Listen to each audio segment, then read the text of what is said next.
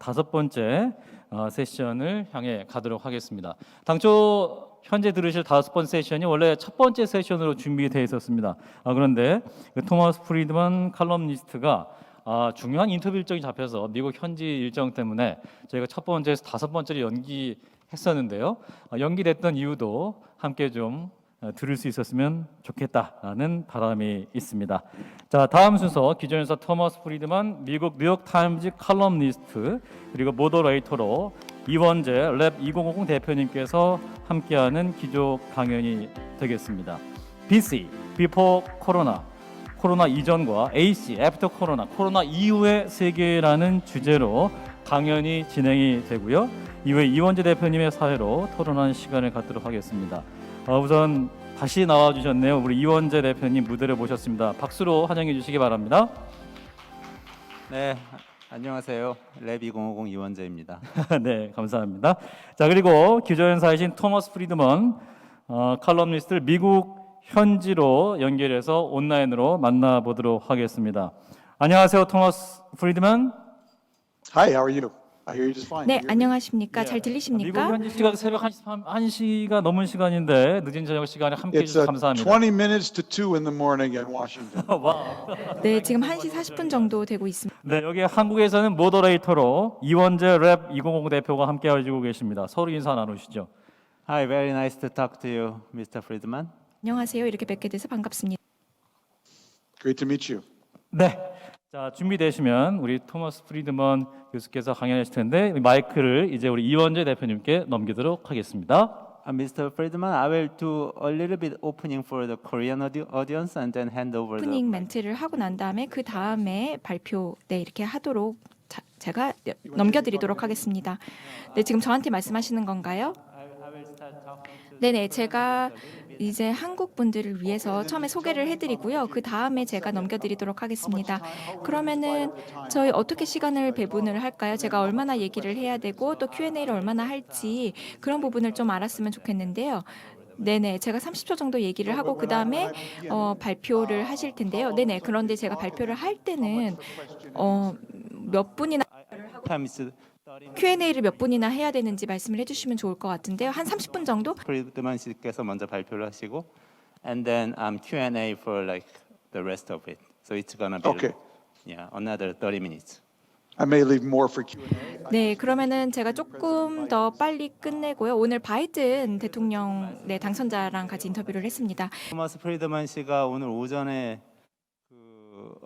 이 세션을 진행을 하려고 하셨는데 갑자기 못하게 되셨었어요. 그래서 의구심을 가진 분들이 많으셨을 텐데 그 사이에 미국 대통령 당선자인 조 바이든 당선자를 인터뷰를 하고 그리고 이제 급히 또 다시 아시아 미래 포럼 세션에 참석하기 위해서 다시 접속을 하셨다고 합니다.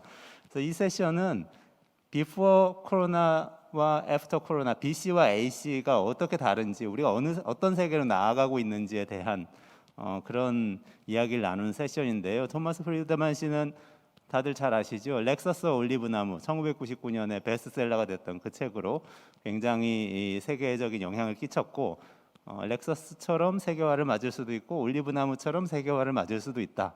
가치로 맞을 수도 있고 이렇게 이 효율성과 이 경제로 맞을 수도 있다. 그런 책이었어요. 그리고 세계는 평평하다. 2005년에 발간을 하셔서 그것도 또 이제 세계화의 이 놀라운 점에 대해서 굉장히 많은 분들에게 영향을 끼쳤고 저도 개인적으로 그 당시에 그 책을 읽고 많은 영향을 받았습니다. 그리고 저는 2013년에 아스펜 아이디어스 페스티벌이라는 데에서 토마스 프리드만 씨가 또 거기서 이 세션을 진행하시는 것을 봤었어요. 그 환경과 이 혁신에 대해서 이야기를 하는 걸 듣고 또 굉장한 그 영향을 받기도 했는데요.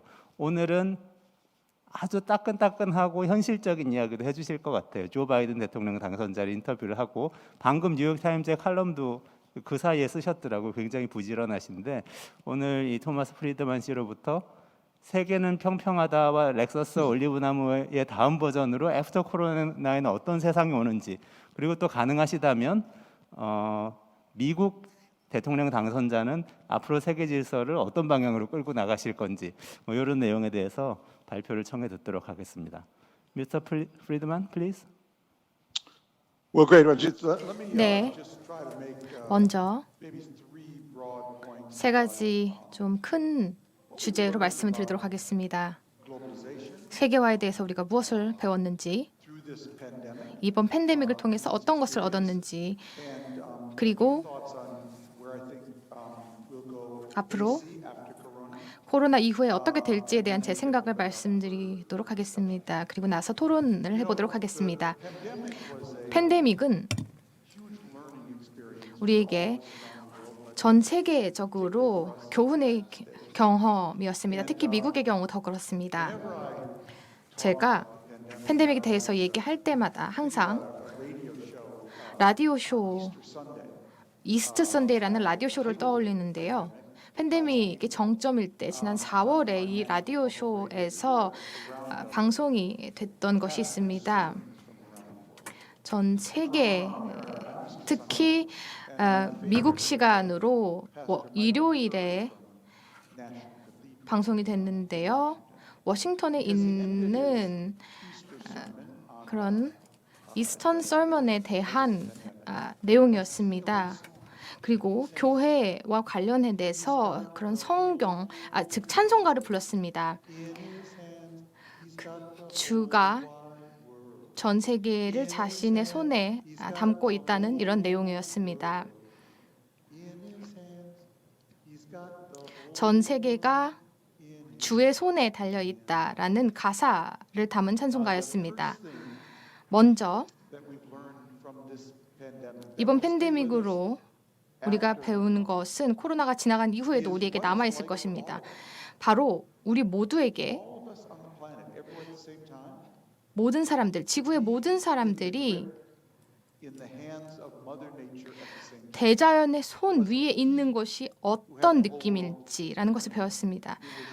모든 사람들의 생명이 대자연의 손에 달린 것이었습니다. 처음으로 모든 사람들이 대자연의 손에 자신들의 운명을 맡겨야 했습니다. 아르헨티나, 한국, 모스크바 모든 곳에서 마찬가지였습니다. 즉 코로나 바이러스를 잘 이해하기 위해서는 가장 중요한 교훈을 기억해야만 합니다. 바로 자연 시스템, 자연 체제에 의한 위기였다는 것입니다. 그리고 이 자연 체제에 눈으로 보지 않으면 이해할 수가 없는 것입니다. 왜냐하면 모든 것들이 다 대자연의 손에 달린 순간이었기 때문입니다. 기본적으로 우리에게 일어난 일은 코로나 바이러스가 대자연이 대자연 안에 있는 동식물에게 던져진 도전 과제로서 제시한 것입니다. 다음 세대에 살아남을 수 있는 DNA가 무엇인지를 결정하기 위해 한국에서든지 미국에서든지 이러한 모든 도전 과제를 안겨줬습니다. 홍수, 가뭄, 산불, 허리케인, 토네이도, 그리고 기후의 변화 이런 것들과 연관이 되어 있습니다. 그리고 이런 모든 도전 과제를 계속 모든 종에게 던지고 있습니다. 그래서 다음 세대에 살아남을 유전자가 무엇인지를 결정하는 것입니다. 대자연이 던지는 질문이 세 가지가 있습니다. 첫 번째, 대자연이 하는 말은 내가 주는 도전 과제는 내가 이런 바이러스들을 만들어낼 때 가장 똑똑한 사람한테 보상을 주려는 것이 아니다. 가장 강한 사람한테 보상을 주려는 것도 아니다. 가장 잘 적응하는 종한테만 보상을 줄 것이다. 이것이 바로 우리가 전 세계적으로 이번 팬데믹을 통해 얻은 가장 큰 교훈입니다. 이것은 코로나가 지나간 이후에도 우리에게 남아있을 것입니다. 자연적인 발생으로 일어난 이런 위기는 가장 강력한 사람, 가장 똑똑한 사람을 보상하는 것이 아니라 가장 잘 적응하는 사람만을 보상을 주는 것입니다. 그리고 어떤 적응 전략에 대해서 보상을 해주려고 할까요? 대자연이 이러한 대응 전략, 적응 전략에 대해서 어떤 질문을 던지고 있을까요? 첫 번째는 겸손하냐입니다. 내 바이러스를 존중을 하냐라는 것입니다. 그렇지 않으면 너에게 해를 가할 것이다. 아니면 너가 사랑하는 사람에게 해를 가할 것이다. 라는 것이 바로 대자연이 우리에게 요구하는 전략입니다. 두 번째, 이러한 적응 전략에서 협력하고 있느냐 하는 것입니다. 왜냐하면 대자연은 이런 바이러스를 몇 세대에 거쳐서 계속해서 면역 체계에 던질 것이기 때문입니다. 너의 개인적인 면역 시스템이 여기에 대응할 것이냐 아니면 협력적으로 함께 대응할 것이냐 하는 것입니다. 그리고 미래의 대응 전략을 어떻게 세울 것이냐 하는 것입니다. 어떤 사람들은 이런 대자연이 과학과 똑같다고 생각합니다. 대자연에 우리가 대항할 수가 없습니다. 한국에서 여름이 너무 더우니까 조금만 좀 온도를 낮춰달라 할 수가 없습니다. 대자연은 그냥 과학과 같습니다. 그리고 항상 이런 대자연이 움직일 때에는 수천 명이 해를 입게 됩니다. 이러한 물리학, 화학, 그리고 생물학에 기반을 해서 전략을 세운다면 우리는 생존의 가능성을 높일 수 있습니다. 하지만 선거, 정치, 그리고 이데올로기에 기반해서 전략을 세운다면 인간은 큰 해를 입을 것입니다. 바로 이것이 우리가 이번 팬데믹에서 가져가야 할 가장 큰 교훈입니다. 우리는 처음으로, 물론 100년 전에 살아계셨다면 다른 얘기겠지만 처음으로 우리 인생에서 자연이 주는 도전과제에 직면을 했습니다. 그리고 이 도전과제는 힘, 두뇌 명석함이 아니라 적응할 수 있는 능력, 기후변화에 적응할 수 있는 능력을 평가하게 됩니다. 그리고 이것은 국가마다 다를 것입니다. 여기 미국에서는 사실 우리가 그렇게 적응력이 좋지 않았다는 것을 알게 됐습니다. 봉쇄를 너무 허술하게 했고 그렇게 협력하지도 않았고 겸손하지도 않았습니다. 그리고 적응 전략을 이런 과학적인 증거에 기반해서 하지도 않았고 정치적인 이데올로기에 그리고 선거 스케줄에 기반해서 수립을 했습니다. 그래서 이 코로나가 끝이 나게 되면 그래서 코로나 이후에 AC 세계가 오면 모든 사람들에게 특히 미국인들에게 오랫동안 남는 유산이 있게 될 것이고 이것을 계속해서 가지고 살아야 할 것입니다. 대자연이 전 세계를 자기 소나기에 놓았을 때 어떤 일이 일어났는지 우리가 다 기억해야 할 것입니다. 두 번째 제가 드리고자 하는 말씀은 이번 위기에서 많은 것을 배웠다는 것입니다. 팬데믹은 우리가 되어가고 있습니다. 최근에 뒤를 돌아보면 제가 한 가지 깨닫는 것이 있는데요. 제가 지난 20년 동안 뉴욕타임즈의 컬럼니스트로서 사실 팬데믹을 계속 다뤄왔다는 것을 알 수 있었습니다. 처음에는 9.11이라고 하는 지리 정치학적인 팬데믹이었고요. 두 번째는 2008년에 있었던 금융위기라는 팬데믹이었습니다. 그리고 세 번째는 생물학적 팬데믹이었는데 바로 코로나입니다. 그리고 네 번째는 앞으로 다가올 팬데믹인데요. 기본적으로 기후변화라고 하는 팬데믹이 될 것입니다. 왜 이런 현상이 발생하고 있을까요? 어떻게 해서 우리가 지구를 변화시키는 이런 정치적인 이유라든지 금융적인 이유, 생물학적인 병원체 그리고 환경적인 병원체로 인한 팬데믹을 몇 년마다 한 번씩 겪고 있는 것일까요? 더 흥미로운 점은 이 각각의 팬데믹이 많은 경고와 함께 왔고 그리고 나서 실제 현상이 일어났다는 것입니다. 1993년에 이런 경고가 있었는데요. 당시 월드 트레이드 센터를 폭파하겠다라는 그런 경고가 있었습니다. 실제 일어나지 않았지만 그 이후에 9.11이 일어나면서 실제 현상이 발생했습니다. 9.11 당시에서 롱텀 캐피털이라고 부르는 헤지펀드사가 많은 부채를 지고 있었는데 그 회사가 이제 2008년에 부도가 나면서 많은 사람들에게 부채가 일어났고 월스트리트가 완전히 붕괴되었습니다. 그리고 연준도 이로 인해서 많은 영향을 받았고요. 2008년에 완전히 이러한 위기가 현실화되면서 금융위기가 일어났습니다. 2002년에 코로나 바이러스가 처음으로 발생이 됐는데요. 광저우에서 사르스라는 이름으로 발생했습니다. 그리고 광저우에서 홍콩으로 갔던 한 의사가 호텔 방에 머물렀습니다. 이 호텔방 사실 호수가 911이었습니다. 그래서 한국과 중국 그리고 아시아 국가들이 함께 공조를 했습니다. 그래서 사스의 영향으로 인한 사스의 영향을 제한을 할 수 있었습니다. 이것이 바로 경고였습니다. 그런데 2019년에 코로나가 전면적으로 발생이 된 것입니다. 지금 현재 우리는 기후 변화에 대한 경고를 받고 있습니다. 그리고 미래에 이런 일이 실제로 일어날 것입니다. 바이러스와는 다르게 기후 변화는 고점이 없습니다.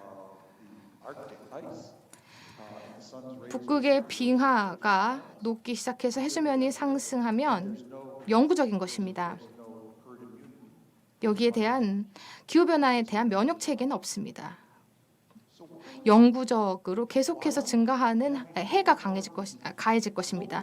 왜 이렇게 전 세계적인 팬데믹이 경고가 몇 년 전에 나타나고 실제 현상이 몇 년 후에 나타나는 것일까요? 첫 번째, 우리는 전 세계가 너무 긴밀하게 연결되어 있다는 것입니다. 그 어느 때보다도 더 긴밀하게 연결되어 있습니다. 사람들은 어떨 때는 저에게 이런 질문합니다. 전 세계가 아직도 평평한가라는 질문을 하는데요. 저는 그 어느 때보다 더 평평해졌다는 답을 하곤 합니다.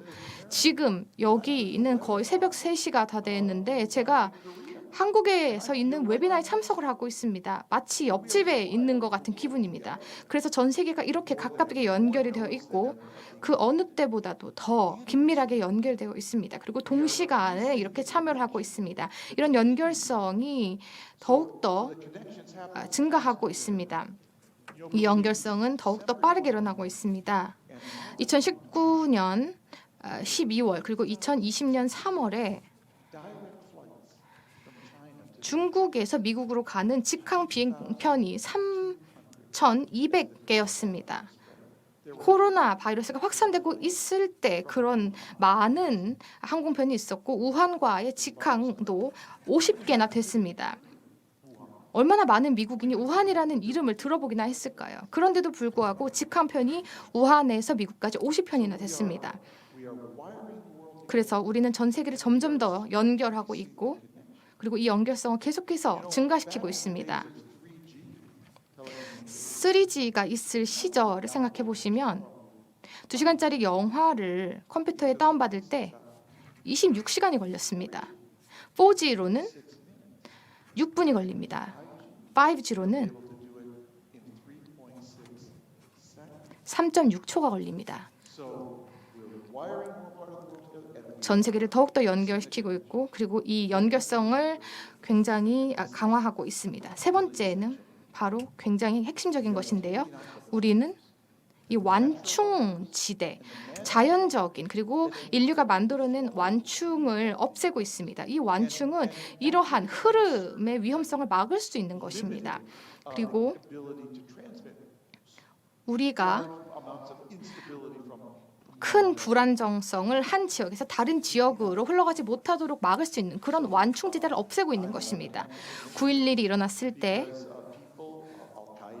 알카에다라든지 이슬람 테러 단체들이 이러한 문화적인 완충을 없애고자 했습니다.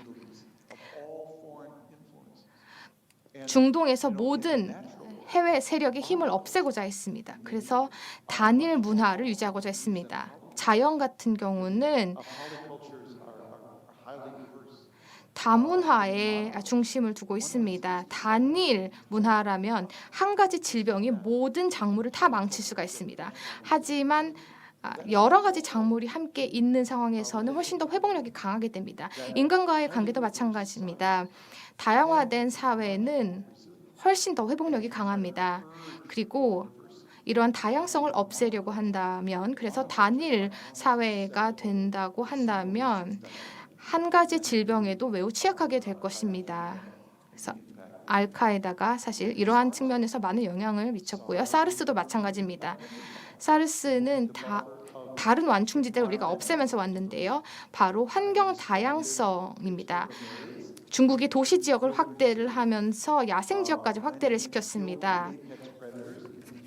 그래서 이 야생 지역에 있는 동물들을 죽이게 되었고, 동물 중에 몇몇 쥐라든지 박쥐 같은 동물만 남기게 되었습니다. 그래서 야성에 있는 이런 남은 동물들이 포식자가 없게 되자 많은 바이러스를 발생시켰고, 이 광저우나 우헌에서 이런 박쥐가 다른 포유 동물을 물고, 그리고 이 바이러스가 이 퇴행된 동물에서 인간으로 옮겨간 것입니다. 그런데 사람들은 이러한 바이러스에 적합하도록 진화되지 못했습니다. 그렇기 때문에 결과적으로 우리가 사르스를 갖게 되고 코로나를 갖게 된 것입니다. 우리는 이러한 장벽을 무너뜨렸습니다. 바로 도시 지역과 야생 지역의 장벽을 무너뜨렸고 완충지대도 없애버렸습니다. 기후 변화도 마찬가지입니다. 망그로브 숲은 저희를 폭풍으로부터 보호해 줍니다. 열대우림 같은 경우는 이산화탄소와 산소를 흡수하고 이것을 다시 재활용하는데 우리가 이런 것들을 없애고 있습니다. 이 때문에 이런 완충지대가 없어지기 때문에 회복력을 잃게 될 것입니다. 전 세계에서 일어나고 있는 일을 보면 우리가 전 세계를 점점 더 연결시키고 있고, 이런 연결성이 점점 더 빨라지고 있습니다. 동시에 이런 완충지대들을 인류가 만든 완충지대든 자연이 만든 완충지대든 다 없애고 있습니다. 2008년의 금융위기 당시에 레버리지라든지 투명성과 관련된 완충이 있었고요. 그리고 규제를 통해서 완충을 하려는 시도들이 있었는데 이런 완충지대를 다 없애게 된 계기가 되었습니다. 그렇기 때문에 한국에서 불안정성이 생기면 이것이 훨씬 더 빠르게 여기 메릴랜드에 있는 저에게도 전파될 수 있는 것입니다. 그리고 미국에서 불안정성이 생긴다면 한국으로 또는 다른 전 세계로 급속하게 번질 수가 있는 것입니다. 바로 이것이 코로나 이후에 우리가 직면하게 될 도전 과제 중에 하나입니다. 어떻게 우리가 이 세계화 시스템을 안정화시킬 수 있는 것인지, 이렇게 빠르게 연결되어 있는 세계에서 너무나 많은 완충지대를 우리가 없애고 있는데 어떻게 이런 완충을 다시 회복을 해서 시스템을 안정화시키고 전 세계를 더 안전하게 만들 수 있을지 하는 것이 문제입니다. 그리고 이제 또 한 가지 제가 AC 코로나 이후의 세계에 대해서 말씀을 드리고 싶은데요. 사실 긍정적인 측면입니다. 바로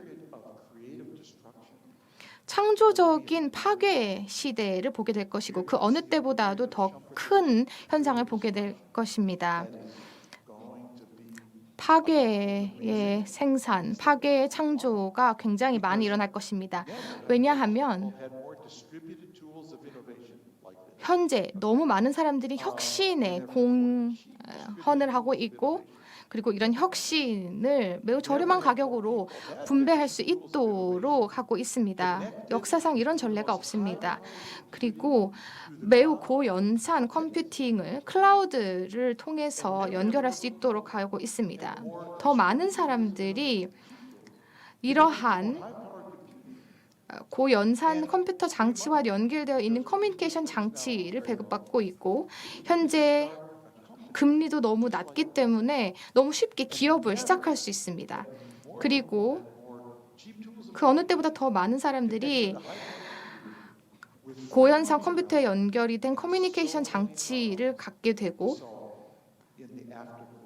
코로나 이후에 우리가 너무나 많은 문제를 해결해야 하기 때문에 폭발적인 혁신이 일어날 것으로 보고 있습니다. 모든 것의 디지털화가 일어날 것입니다. 굉장히 창조적일 것이고, 백신 같은 경우도 마찬가지입니다. 백신 같은 경우는 보통 8년이 걸려서 개발이 되는데 현재 1년 정도 걸릴 것으로 예상이 되고 있습니다. 전 세계 모든 곳에서 이런 일이 일어나게 될 것입니다. 한국에 있는 동료들에게 저는 안전벨트를 단단히 매고 준비를 하라고 말씀드리고 싶습니다. 너무 빠르게 변화가 일어날 것이기 때문입니다. 코로나 이후의 세계에서 여러분은 이러한 창조적인 파괴가 매우 급격하게 일어나는 것을 보실 수 있을 것입니다. 감사합니다.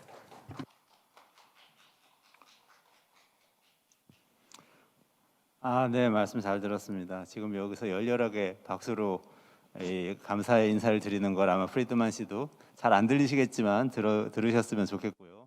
정말 잘 들었습니다.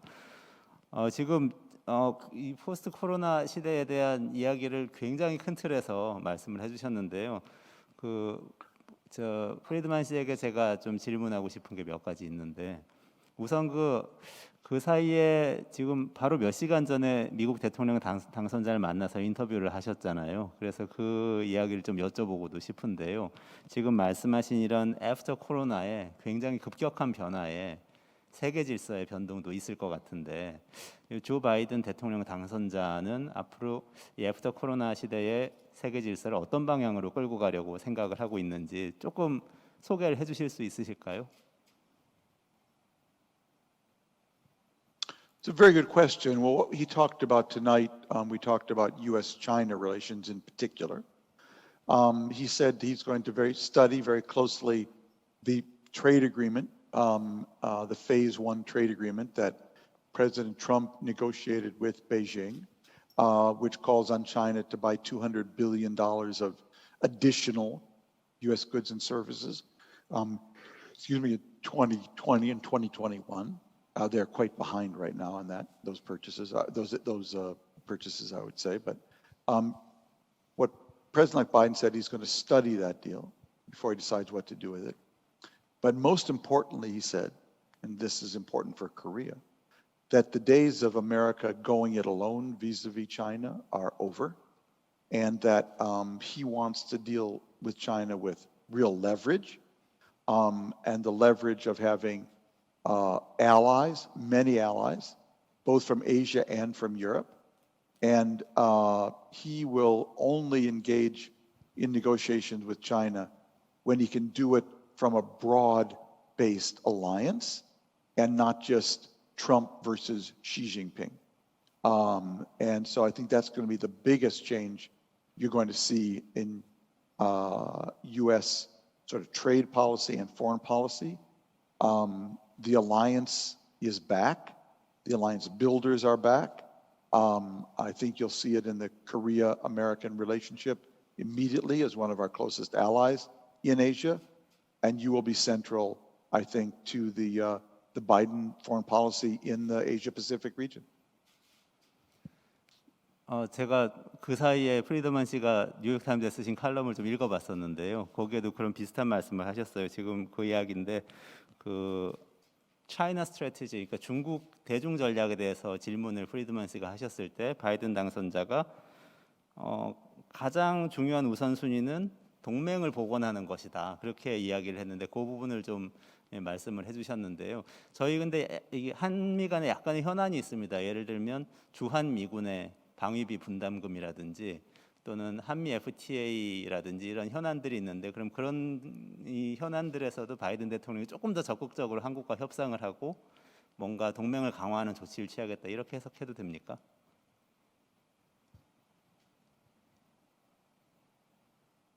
One of the things he said is a very good. 네, 바이든 매우 좋은 질문이신데요. 바이든 당선자가 한 얘기 중에 하나가 바이든은 새로운 무역 합의는 서명하지 않을 것이라고 했습니다. 최소한 좀 더 견고한 그런 기반을 미국 노동자들을 위해 먼저 쌓아야 하겠다고 얘기를 했습니다. 그래서 한미 간의 협상이 지금 어떤 상태인지는 제가 모르지만 제 생각에는 앞으로 무역 합의에 대해서는 단기간에는 그렇게 큰 진전이 급격하게 있을 것이라고는 생각하지 않습니다. 더 많은 투자에 대해서 강조가 있을 것이고요. 특히 미국 R&D라든지에 대한 투자가 있을 것이고요. 미국 내에서 노동자 보호에 대한 투자가 있을 것입니다. 민주당이 이런 기조를 가고 있고 바이든 대통령이 이를 주창하고 있습니다. 따끈따끈한 인터뷰를 하셔서 현안이지만 제가 조금 말씀을 드렸고요. 앞에 이제 강연하신 내용 중심으로 조금 더 이 질문을 드리겠습니다. 그리고 지금 시청하고 계신 분들도 혹시 질문 있으시면은 댓글로 적극적으로 질문해 주시면은 전달받아서 다 제가 질문을 대신 해드리도록 하겠습니다. 유튜브로 생중계되고 있으니까요. 저 사실 그 아까 세계는 평평하다는 게 지금도 유효하냐 그 질문을 저도 좀 갖고 있는데요. 제가 그 2005년에 그 세계는 평평하다 내신 거를 읽고 나서 그 뒤에 저도 뭐 예를 들면 레서 서로라든지 이런 분들한테 이제 그 배우면서 이 학생으로서 배우면서 공부를 하기도 하고 하면서 자유무역이 갖고 있는 굉장한 장점을 많이 느끼고 있었습니다. 그리고 그게 사실은 국가 간의 평등에도 더 도움이 되었다고는 생각하는데 사실 근데 그 미국 사회 내에서나 한국 사회도 비슷한 문제가 있습니다만 불평등을 더 많이 키워서 예컨대 트럼프 현상이라든지 예컨대 이 유럽에서의 브렉시트 현상이라든지 예컨대 지금 한국에서도 소득 불평등 때문에 굉장히 큰 세대 갈등이 일어나고 있는데요. 그런 문제들이 벌어지게 만든 건 아닌지 꼭 세계가 평평하다는 걸 아름답게만 볼 수는 없는 게 아닌지 이 질문을 좀 꼭 드리고 싶었습니다.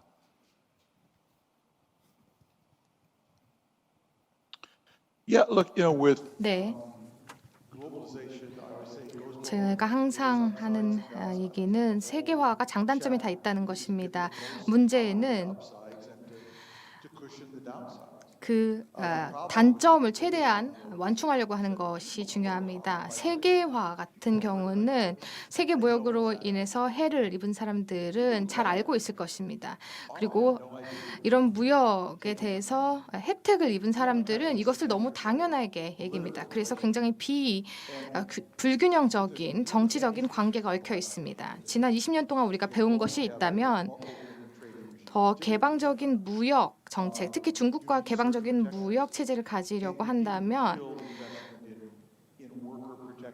노동자 보호 그리고 임금 보조에 정말 많은 투자를 해야 합니다. 이러한 자유무역이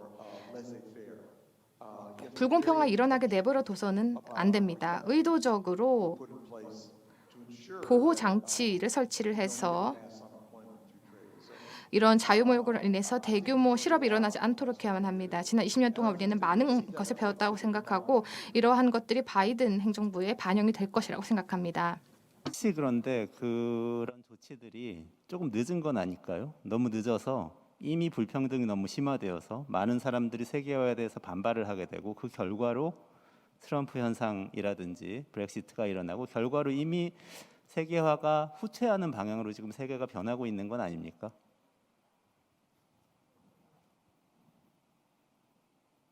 well, the question is how much is really 문제는 about globalization? 세계화의 잘못이 어느 정도고 기술의 잘못이 어느 정도인지가 될 것입니다. 광범위한 동향을 보면 급속하게 기술에 발전하면서 기술의 그런 지속 기간이 더 짧아지고 있습니다. 수백 년 전에 생각해 보면 스팀 엔진이 주요 기술이었을 때가 있습니다. 증기기관입니다. 하지만 37년이라는 짧은 기간 안에 새로운 엔진 기관이 개발이 되었습니다. 다 같은 그 증기기관을 세 세대에 걸쳐서 우리가 사용을 했습니다. 37년 동안 사용을 한 것입니다. 그 이후에 새로운 형태의 내연 기관이 발전했습니다. 그래서 기본적으로 몇 세대에 걸쳐서 같은 기술을 사용한 것입니다. 오늘날 두 가지 새로운 기술이 6개월의 시간대에 새로 도입이 되게 됩니다. 예전에는 기술의 변화에 몇 세기가 걸렸고 몇 세대에 걸쳐 같은 기술을 사용했습니다. 하지만 현재는 세네 가지 기술이 몇 개월 안에 발전이 되고 있고 개발이 되고 있습니다. 그리고 여기에 적응해야만 합니다. 바로 이런 것이 급속한 기술 발전의 산물입니다.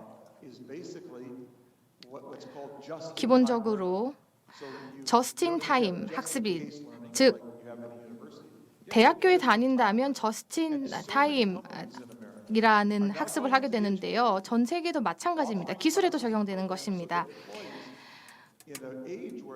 고용인들이 자신들이 가지고 있는 이런 스킬이나 기술들이 사용되는 기한이 점점 줄어드는 것을 보고 있습니다. 그리고 이를 따라잡기 위해서는 계속해서 기술을 배워야만 합니다. 그렇기 때문에 전 세계가 예전에는 학습 기간이 있고 근로 기간 그리고 은퇴 기간이 있었습니다. 그래서 학습 기간과 노동 기간이 있었습니다. 이제 그런 시대는 끝이 났습니다. 이제 계속 노동 학습, 노동 학습, 노동 학습이 반복되는 것입니다. 아마 이것은 지속적인 계속적인 현상이 될 것이고 계속될 것입니다. 저희 랩 2050에서도 연구하면서 일하며 놀며 배우며 동시에 하는 그런 사회를 만들자고 그러는데 굉장히 잘 비슷한 말씀을 해주신 것 같아요. 지금 시청자들이 몇 분 질문을 해주셔서 제가 전달을 좀 해드리겠습니다.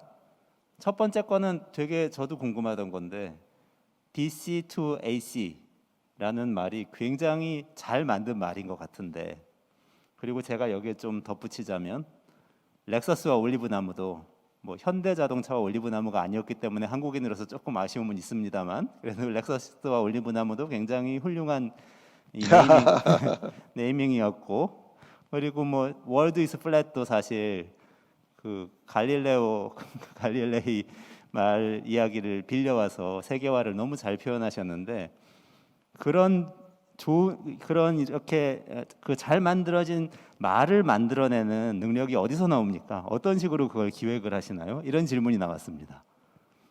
그 아이디어를 어떻게 얻으시는지, 어떻게 만들어내시는지. It's a really good question. 네, 매우 좋은 질문 해주셨습니다. Well, the Lexus and the Audi 렉서스와 올리브나무 같은 경우 came to me. 제가 생각해낸 게 제가 일본에 있을 때였습니다. 렉서스 공장을 도요타 도시에서 방문을 했는데요. 도쿄에서 1시간 정도 거리에 있었습니다. 돌아오는 길에 굉장히 사실 많은 인상을 받았는데요. 렉서스 공장을 처음 방문하는 것이었는데 전 세계에서 최고의 렉서스 자동차를 로봇으로 만들어내고 있었습니다. 그렇게 가까이서 본 것은 처음이었습니다. 1999년의 일이었고요. 그래서 렉서스 공장을 방문하고 나서 기차에 제가 다시 타서 도쿄로 다시 돌아오는 길에 제가 헤럴드 트리뷰트를 읽고 있었습니다. 그 기사에서 눈길을 끄는 기사가 있었는데요. 유엔에서 팔레스타인과 이스라엘 사이에 분쟁이 있고 유엔이 이를 해결하려 한다는 내용이었습니다. 그래서 저도 중동에서 오래전에 산 적이 있었기 때문에 그 내용을 잘 알고 있었습니다. 그래서 제 머리에 떠오른 것이 방금 내가 이 놀라운 공장을 방문을 했는데 전 세계에서 매우 이런 비싼 차를 로봇으로 생산하고 있는 공장을 방문을 했고, 그런데 신문에서는 아직도 분쟁을 하고 있는 나라들이 있는데 누가 올리브나무를 소유해야 하느냐를 두고 분쟁을 하고 있다는 사실을 깨달았습니다. 그래서 이 프레임워크가 떠올랐습니다. 이 두 가지 간의 갈등, 긴장이 정말로 냉전 시대 이후를 생각하게 했습니다. 많은 사람들이 냉전 시대 이후에 어떤 시스템이 냉전 시대 시스템을 대체해야 하는지에 대해서 많은 고민을 했습니다. 예를 들어서 자유시장이라든지 민주주의에 대해서 많은 고민을 했고요. 세뮤얼 헌팅 같은 경우는 문명 간의 충돌이라고 했는데요. 사실 그렇진 않다고 생각합니다. 한국과 일본 간의 충돌이라든지 시아파와 수니파 같은 경우도 그렇게 문명 간의 전쟁이라고 할 수는 없을 것 같습니다. 세 번째는 무정부 같은 경우는 보편적이지는 않지만 기본적으로 제가 주장하고자 하는 것은 결국 갈등이 문제라는 것이었습니다. 우리를 서로와 연결시키고 신앙, 종교, 그리고 분파 이런 것들과 연결시키는 것을 제가 올리브 나무라는 단어로 표현하기로 한 것이었습니다. 이러한 것들을 세계화라는 현상 하에서 담고 싶었습니다. 그래서 어떨 때는 올리브 나무가 세계화를 뚫고 나올 때가 있습니다. 한국과 일본 같은 경우는 역사적인 문제에 대해서 아직도 분쟁을 하고 있고요. 어떨 때는 세계화가 이 분쟁을 억누를 때도 있고 어떨 때는 그렇지 않을 수가 있습니다. 그래서 이렇게 누가 올리브 나무를 가져야 하는지에 대한 분쟁과 세계화가 항상 계속해서 서로 연관되어 있다고 생각했습니다. 세계는 평평하다 같은 경우는 인도에서 제가 디스커버리 채널에 다큐멘터리를 하고 있었는데요. 당시에 인터뷰를 한 인피시스라는 인도의 기업 CEO와 인터뷰를 하고 있었습니다. 그 당시에 그 인도 CEO가 저에게 전 세계 경제가 굉장히 공평해지고 있다. 경쟁의 장이 공평해지고 있지만 미국인들은 준비가 안 되어 있다라는 얘기를 했습니다. 그래서 제가 굉장히 인상을 받아서 그것을 적었습니다. 다시 호텔로 돌아가는 택시 안에서 계속해서 머릿속에서 전 세계 경쟁의 장은 공평해지고 있지만 미국은 준비가 되지 않았다는 그런 말을 떠올렸습니다. 그런데 그로부터 전 세계가 평평하다는 그런 생각이 떠올랐습니다. 어디서 나온 것은 모르는지겠지만 이런 기술, 테크놀로지 기업이 전 세계는 평평하다라는 이런 생각을 해냈구나라고 굉장히 인상을 받았습니다. 그래서 다시 호텔로 돌아와서 방으로 뛰어 올라가서는 가족에 전화를 해서 저 아내에게 얘기했습니다. 그래서 나 세계가 평평하다는 책을 쓸 거다라는 얘기를 했습니다. 제 아내가 지금에 와서는 굉장히 좋은 생각이었다고 칭찬을 해주곤 합니다. 하지만 그 타이틀을 거기서 제가 얻었습니다. 감사합니다. 저 다른 질문이 또 하나 들어왔는데 그 조 바이든 당선자에 대한 기사 이미 읽고 프리드만 씨의 칼럼을 이미 많은 분이 읽으셨네요. 제가 아까 언급을 해서 그런지 읽고 질문이 들어왔는데요. 미국이 정부 주도 투자를 중심으로 산업 역량을 갖춰서 중국과의 레버리지, 그러니까 이 경쟁력을 갖추겠다는 이야기를 바이든 대통령이 당선인이 했다고 이 칼럼에 쓰셨는데 이게 미국적인 것인가? 이런 질문이 들었습니다. 미국은 정부가 개입 안 하고 자유시장주의로 기업이 주도해서 투자를 해나가야 되는 곳 아닌가? 이런 질문인 것 같은데 바이든 당선자 이야기 중심으로 조금 설명을 더 해주시겠습니까? Free market, yeah. It's a very good question. 굉장히 좋은 질문입니다. I first just have to say 먼저 제가 들고 싶을 말은 how amazing it is. 굉장히 놀랍다는 것입니다. I am 저는 여기 미국에서 컬럼을 썼는데요. 지난 8시간 동안 제가 작업을 했습니다. goes up online. 온라인으로 You in Korea are already reading. 출판이 되자마자 한국에 있는 분들이 벌써 읽었습니다. 미국에 있는 독자들도 아직 못 읽었습니다. 다 잠들어 있기 때문인데요. 굉장히 놀랍다고 생각합니다. 세계가 정말 평평한 것 같습니다. You know what President Biden is talking about. 바이든 당선인이 한 얘기는 Back to a time when our government, 우리 미국 정부가 또는 한국 정부가 많은 일을 했던 그런 시대로 돌아가는 것입니다. 바로 기본적인 조사를 하는 일부터 시작하는 것입니다. 특정한 기업에 대한 것이 아닙니다. 중국처럼 국영 산업에 대한 것이 아니라 기본적인 화학, 생물학, 물리학에 대한 연구인 것을 하는 것처럼 우리 기업에 대한 조사를 하는 것입니다. 이런 기업들이 자본금을 가지고 운영을 하는지 등을 조사를 하는 것입니다. 바이든 당선인도 이 부분에 대해서 얘기를 했는데요.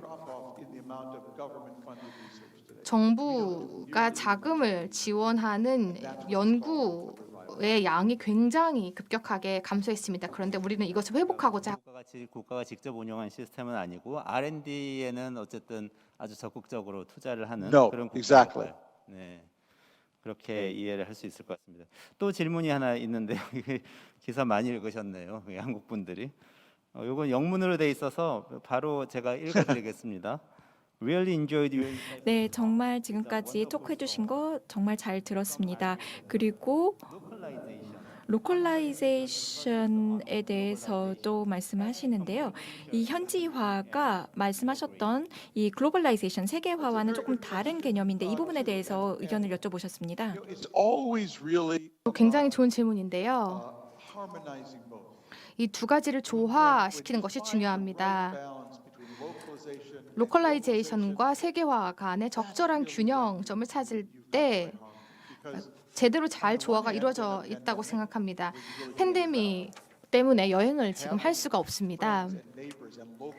하지만 지금 우리의 친구들이나 가족들 그리고 지방 정부가 효율적으로 운영되는 것이 가장 중요한 상황입니다. 여기 미국에서 기술을 개발을 하고 테스트를 독일에서 하고 인도에서 개발을 하고 만들고 이렇게 할 수가 없습니다. 세계화 없이는 가능하지 않았던 일입니다. 그래서 이러한 조화와 균형점을 찾아야 합니다. 이분의 질문을 제가 조금 더 해석을 해서 한 번 더 여쭤보자면 더 작은 단위의 로컬을 이야기하는 것 같습니다. 그러니까 예를 들면 과거 이제 팬데믹 시대에는 너무 많이 다니면 다닐수록 바이러스가 더 빨리 퍼지기 때문에 가급적이면 가족이나 마을에 있는 사람들하고 시간을 보내는 게 어떤 이 새로운 생활 패턴이 돼가고 있거든요. 한국에서도 그런데 아마 다른 나라도 그렇지 않을까 싶습니다.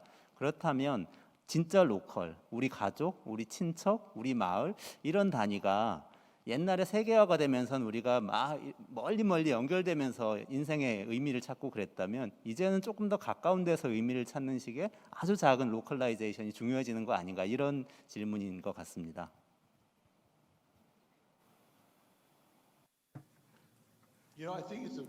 네, 굉장히 좋은 질문인 것 같습니다. 제가 지난번에 출판한 책 같은 경우는 한국에서도 편찬이 됐는데요. 늦어서 미안해라는 책입니다. 커뮤니티에 대한 책인데요. 커뮤니티가 전 세계에 이렇게 가속화되는 변화의 시대에 사람들에게 얼마나 다체 역할을 할 수 있는지에 관한 책입니다. 저는 이번 팬데믹이 로컬라이제이션 과정을 가속화할 것이라고 생각합니다. 미국에서도 사람들이 대도시를 떠나서 작은 도시로 이주하고 있습니다. 왜냐하면 이제 원격 근무가 가능하기 때문입니다. 뉴욕 타임즈 같은 경우는 6월 22일까지만 개방이 되어 있었고 그 이후로 지금까지 폐쇄가 되어 있는 상태입니다. 매일매일 우리가 이렇게 신문을 발간해내지만 그 누구도 사무실에서 일을 하지 않습니다. 그래서 전부 다 원격으로 근무를 하고 있고요. 제가 에디터에게도 이 얘기를 했는데 이러한 다른 동료들이 지금 세계 어디서 일을 하고 있는지 알 수가 없습니다. 팬데믹이 끝나고 나면 제 생각에는 더 로컬라이제이션으로의 움직임이 있을 것이고 그리고 작은 마을을 그리고 또 없어져가는 작은 마을을 다시 발견하는 일이 생길 것입니다. 많이 연결될수록 어쩌면 로컬이 더 중요해진다. 뭐 이런 말씀을 해주셨습니다. 조금 다른 이 각도의 질문 하나 전달을 해드리겠습니다. 그 조 바이든 당선자가 과거의 기사에서 보면은 가족사 때문에 이제 가족의 비극적인 사건이 있었지 않습니까? 그래서 그것 때문에 미국의 의료 체계에 대해서 비판하는 이야기를 많이 했었는데요. 혹시 오늘 인터뷰하신 내용 중에서 의료 체계를 조금 더 개혁하는 방향에 대해서 코멘트가 있었는지 그런 질문이 좀 들어왔습니다. We really didn't talk about it 그 very 부분에 much. 대해서는 그렇게 많이 논의하지 않았습니다. 하지만 바이든 당선자 같은 경우는 오바마 케어를 좀 확대하는 것에 대해서 계속해서 발언을 해왔습니다. 그래서 단일적인 국가 건강보험 시스템을 구축하는 것을 고민을 하고 있습니다. 그리고 저희가 이를 통해서 사망이라든지 예를 들어 친구나 이런 가까운 사람들의 죽음을 건강보험의 부재 때문에 겪는 일이 없게 되기를 바라고 있습니다. 코로나 이후에 우리가 이 부분에 대해서 좀 진지한 논의가 있었으면 좋겠습니다. 현재 공화당 같은 경우는 안타깝게도 완전히 탈선을 한 상태입니다. 그래서 더 원칙에 기반한 보수당과 민주당이 서로 진지하게 과학과 현실에 기반한 담론을 하지 않으면 미국이 이런 보건 의료 시스템을 제대로 구축하기는 어려울 것 같습니다. 내용 중에 이제 저는 이제 경제 정책을 연구를 하고 있어서 흥미롭게 봤던 게 스티뮬러스 패키지에 대한 것이었는데요. 굉장히 큰 확장 정책을 아마도 의회에서도 Yes. 통과를 시키고 바이든 대통령 당선인도 훨씬 더 이 강력하게 밀 것이고 그 스티뮬러스 패키지의 상당 부분은 아마도 취약계층이나 좀 어려운 분들에게 사회적 안전망을 제공하는 데 투입될 것 같다는 그런 인상을 받았는데 혹시 그 코멘트에 대해서 좀 얘기를 해주시겠습니까? Yes. Yeah, there's no question. 네, 그 부분에 대해서는 의심의 여지가 없습니다. 이미 공화당 같은 경우도 도널드 트럼프 하에서 국가 부채가 굉장히 최고 수준에 이르렀습니다. 그래서 바이든 당선인에 대해서는 그런 더 이상 예산 지출 안 된다고 얘기할 것입니다. 그래서 많은 충돌이 있을 것 같고요. 그래서 많은 사람들이 현재 불만이 늘어나고 있기 때문에 공화당도 이런 불만을 직면해야 할 것이고요. 현재는 우리가 긴축해야 할 정부 지출을 긴축해야 할 상황이 아닙니다. 경제의 역량에 대해서 많은 투자를 해야 할 것이지만 공화당과의 많은 충돌이 있을 것이고 그렇게 쉬운 문제는 아닐 것입니다. 스티뮬러스 패키지, 그러니까 재정 확장 정책을 이제 밀고 나간다면 뭐 사회 안전망 제공하는 것 이외에 산업 투자 영역에서 본다면 아까 산업 투자를 이제 중국과의 레버리지로 삼는다고 또 언급을 하셨었는데 그런 측면에선 특정한 어떤 분야에 좀 집중적으로 투자를 하겠다 이런 언급이 있었었나요? I didn't get the last part of that. I'm sorry. 특정한 산업 영역, 업종이라든지 뭐 기술이라든지 뭐 예컨대 바이오테크라든지 이렇게 집중적으로 Oh, I 투자할 see. Yeah. 영역이 Well, 있느냐? he listed them. I mean, it's the ones you'd expect. It's 네. aerospace, it's biotech. 뭐 항공이라든지 바이오테크, AI 그런 부분에 대한 투자가 될 것입니다. 다시 세계화 얘기를 조금 돌아가서 질문이 좀 나오고 있습니다. 예컨대 오바마 정부에서도 제조업을 다시 살려서 일자리를 미국으로 다시 가져오겠다는 것 같은 인상을 주는 이 정책을 펼쳤었고 트럼프 대통령도 사실 러스트벨트에 가서는 중국에 빼앗긴 일자리를 가져오겠다 이런 얘기를 하기도 했었는데요. 혹시 바이든 대통령 당선인은 이런 문제에 대해서 어떻게 생각하고 있는지 제조업을 다시 일으켜서 리쇼링 해야 된다고 보는 그런 입장이지 만약에 그런 정책 방향이 있다면 그게 프리드만 씨가 얘기하시는 세계화하고는 또 좀 반대되는 방향이 아닌지 궁금하다는 질문이 들어왔습니다. I don't think 그렇게 정확하게 구체화된 것 같지는 않습니다. 제조업이 굉장히 전 중요하다고 생각하는데요. 단순히 일자리 측면뿐만은 아닙니다. 현재 많은 로봇이 일자리를 대체하고 있기 때문입니다. 제조업이 경제에 중요한 이유는 한국과도 마찬가지일 텐데요. you're touching the product. Your hand 실질적으로 상품을 손으로 만지는 산업이고 see the new opportunity. 이렇게 될 때 새로운 기회가 창출이 됩니다. New way to fork off there. 새로운 방식으로 산업을 창출할 수 있는 방식을 발견할 수 있습니다. 제조업을 할 때 실질적으로 상품을 만져야만 혁신이 일어난다고 생각합니다. 새로운 유기적인 그런 기회를 통해서 새로운 혁신을 불러일으킬 수 있다고 생각합니다. 그래서 제조업 측면에서는 계속해서 투자를 할 것이라고 생각합니다. 그 사실은 그 한국에는 어떤 이 논의가 많이 있냐면요. 지금 한국의 제조업이 굉장히 이 성장을 많이 해왔고 그것 때문에 사실 경제 강국이 되어 왔는데 제조업에서는 더 이상 일자리가 많이 생기지는 않고 있습니다.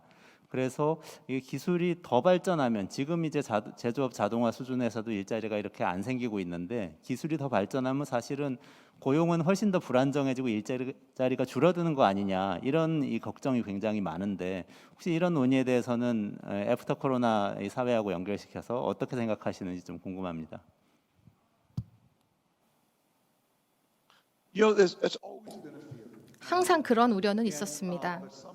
하지만 We just come up with 우리는 새로운 아이디어, 새로운 방식을 항상 만들어냈고 human beings productive. 이를 통해서 인류의 생산성을 높여왔습니다. 만약 말을 이용하지 못했다면 자동차가 없었을 것입니다. For all the talk of technology, 모든 기술에 대한 이런 논의들이 있는데 side says, we're going from working 우리는 손을 이용해서 일을 했던 것에서부터 이제 머리를 이용하는 것으로 발전했습니다. 이제는 우리가 마음으로 일을 해야 하는 상황에 놓이게 될 것입니다. 많은 일자리가 우리 마음에 기반한 것이 될 것입니다. 사람 간의 유대감에 기반한 일이 될 것입니다. 다양한 방식으로 나타날 수가 있습니다. 매우 긍정적이 될 것이라고 생각합니다. 그래서 로봇이 인력을 대체하고 모든 사람들을 실업자로 만드는 것에 대해서는 우려하지 않습니다. 사람들은 무한한 창의성을 가지고 있습니다. Maybe it'll happen. I can't rule it out, but I'm very 물론 그런 일이 발생할 수는 있지만 저는 그렇게 높은 확률이라고 생각하진 않습니다. 저는 항상 많은 다른 사람들과 항상 연결되어 있고 그리고 여러분이 많은 교육을 받는 이상 항상 일자리를 찾을 수 있을 것이라고 생각합니다. 강의에서 마지막 부분에 사실 이건 제가 좀 궁금한 부분인데요. 그 창조적 파괴에 대해서 많이 얘기하셨어요. 한국에서도 이제 사회가 이제 조금 정체되기 시작했고 성장률이 낮아지기 시작했고 고령화가 시작이 됐습니다. 그래서 사실 어떻게 앞으로 사회를 혁신해 나갈 것인가에 대해서 굉장히 걱정도 많고 논의도 많습니다. 근데 사실은 미국에선 실리콘밸리 중심으로 하는 혁신이 굉장히 많이 잘 알려져 있고 놀라운 기술들이 많이 나왔는데 한편으로는 그 혁신들은 부작용도 많다고 지금 지적이 많이 되지 않습니까? 뭐 아마존이라든지 구글이라든지 이런 이 기업들의 독점도 많이 고발이 되기도 하고 그리고 또 플랫폼이 너무 사람들을 많이 지배하면서 안정된 일자리를 주는 대신에 긱 노동 같은 아주 불안정한 일자리를 많이 주기도 하고 이런 걱정도 또 있기도 해서 이 창조적 파괴가 창조의 성과 yeah. 창조적 파괴라는 이 말이 아까는 굉장히 긍정적으로 말씀하셨는데 부정적인 면이 더 많지 않나 이런 걱정이 사실은 많이 있어요. 그래서 혹시 프리드만 씨가 창조적 파괴라고 할 때, 혁신이라고 할 때 그게 정확하게 지칭하는 것이 어떤 모습인지, 혁신이라는 것이 예컨대 지금 뭐 페이스북이나 아마존이나 구글이 성장하는 그런 모습이 프리드먼 씨가 얘기하시는 혁신인 것인지 아니면 다른 어떤 미래의 애프터 코로나 시대에 다른 모양의 혁신과 창조적 파괴가 이제 올 거라고 말씀하시는 건지 그게 조금 궁금합니다. Well, I think what you're going to see is companies that are 앞으로 모든 기업들이 플랫폼화가 될 것입니다. 그래서 기본적으로 jobs will be 일자리가 from companies and 회사에서 분리되어 나올 것이고 어떨 때는 업무도 일자리에서 분리되어 나올 것입니다. 저는 뉴욕타임즈 컬럼을 쓰기 시작한 게 1995년부터였는데요. 95년에 7명의 컬럼니스트들이 뉴욕타임즈에서 글을 쓰고 있었습니다. 오늘날에는 14 full-time columnists. 14명의 컬럼니스트들이 있고요. 7명의 프리랜서 컬럼니스트들이 있습니다. 그리고 매일매일 글을 쓰는 사람들도 있고요. 제 컬럼에 대한 코멘트를 관리하는 사람들도 있습니다. 이 사람들은 원격 근로자들이고요. 제 편집자는 브루클린에 있습니다. We are really increasingly becoming a platform. 계속해서 점점 더 플랫폼화가 되고 있습니다. 그래서 회사가 플랫폼이 되는 것이고 근로자들은 점점 더 회사에서 분리되어 나오고 있습니다. 긍정적인지 부정적인지는 잘 모르겠고요. 솔직하게 제가 정확하게 예측할 수는 없습니다. 하지만 현재 그런 방향으로 나아가고 있습니다. See a lot more disaggregation, 더 많은 이러한 분리를 보게 될 것이고 safety nets and healthcare. 안전한 사회 안전망과 지원 제도 그리고 이런 것들을 기업들이 갖춰서 더 모듈화되는 근로자들과 플랫폼화되는 기업에 대한 이런 조화를 잘 계획해야 할 것입니다. 플랫폼 사회가 되는 것은 막을 수가 없고 혁신과 창조적 파괴는 그런 불안정은 났는데 그걸 보완하기 위해서 여러 가지 사회 안전망을 보완을 할 수밖에 없다는 그런 취지의 말씀으로 이제 이해를 했습니다. 저는 아까 처음에 말씀하셨던 미국에 대한 이야기도 좀 흥미로웠어요. 미국이 이번 코로나 상황에서 험블하거나 협력하거나 겸손하지도 않고 그리고 결과적으로 적응도 잘 못하는 그런 모습을 보여줬다고 말씀하셨는데 요즘 미국이 계속해서 이 세계를 이끄는 국가로 남아 있을 것인가 이런 논의가 많지 않습니까? 이 부분에 대해서 어떻게 생각하시는지, 앞으로 미국은 적응하는 국가가 될 수 있을지 거기에 대해서 의견이 좀 궁금합니다. It's a very good question. 너무 좋은 질문입니다. This may be the moment when China 바로 지금 이 순간에서는 중국이 미국을 능가하지 않나 싶습니다. 그렇지 않게 되길 바라지만 현재 점점 더 정부의 기능을 제대로 작동하지 못하고 있습니다.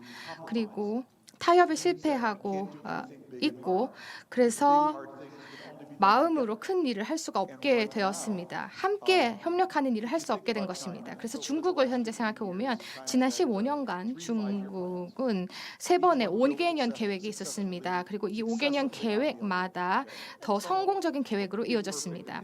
그래서 모든 완벽하진 않았지만 5년마다 전략이 있었던 것입니다. 우리는 뭐 민주당, 공화당을 왔다 갔다 하면서 서로 각자 당마다 다른 당을 공격하는 데 초점을 맞추고 있습니다. 몇 년 동안 이렇게 할 수는 있겠지만 결국 퇴행하게 될 것입니다. 팬데믹은 굉장히 중요한 순간입니다. 왜냐하면 중국이 미국을 따라잡는 순간이 될 수 있기 때문입니다. 그래서 중국이 전 세계에서 가장 주도적인 경제가 될 수 있기 때문입니다. 그래서 지금 시간이 너무 늦어져서 이제 시간이 다 된 것 같긴 한데요. 굉장히 흥미로운 토론이었고요. 초대해 주셔서 감사하다는 말씀 드리고 싶습니다. 58초가 남은 상태에서 마무리 발언을 해주셨는데요. 프리드만 씨, 시간이 다 돼서 이 정도로 마무리하려고 하는데요. 마지막으로 혹시 한국에 계신 분들에게 남기고 싶은 말씀 있으시면 해주시고 끝내도록 하겠습니다. You know, Korea's been always one of the. 한국은 It's one of my best book markets. 제가 항상 저의 책이 가장 많이 팔리는 그런 시장 중에 하나였습니다. 그래서 많은 피드백을 한국 독자들에게 받고 있는데요. 여기에 대해서 감사하다는 말씀드리고요. 제 칼럼에도 좋은 피드백을 해주셔서 감사합니다. 지금 여기 시간이 3시가 거의 다 됐는데 바로 이렇게 늦은 시간에도 제가 한국에 있는 포럼에 참석하고 싶었던 이유가 바로 많은 독자들에게 감사하다는 말씀을 드리고 여러분이 보내주시는 관심에 감사하다는 말씀을 드리고 싶어서입니다. 네, 감사합니다. 한국에 대해서 알고 싶으시면 한겨레 신문 영문판도 있으니까요. 거기서 많은 소식 접하시고 피드백도 많이 받으실 수 있습니다.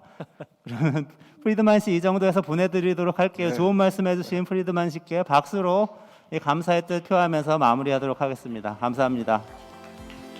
Thank you. Thanks so much. 네, 뉴욕타임즈 칼럼니스트 토마스 프리드만과 또 이원재 대표님 함께 대담해 주셨습니다. 네, 수고하신 두 분께 특별히 이원재 대표님 사회자 역할 너무 잘해 주셨죠? 박수로 격려해 주시기 바랍니다. 고맙습니다. 네, 특별히 몇 시간 전에 있었던 조 바이든 당선자와의 따끈따끈한 인터뷰 내용을 우리 아시아 미래 포럼 시청자 여러분들께 단독으로 공개해드리는 그런 귀한 시간까지 있었고요. 또한 현재 팬데믹 에라를 어떻게 볼 것인가, 크게 4가지 차원으로 프리드먼은 분류를 하고 있습니다. 정치적 팬데믹, 그리고 파이낸셜 팬데믹, 생물학적 팬데믹, 지금 현재는 기후 위기로 인한 팬데믹의 4차의 팬데믹 시대인데 이럴 때는 더욱더 회복력과 적응력이 중요한 시기다.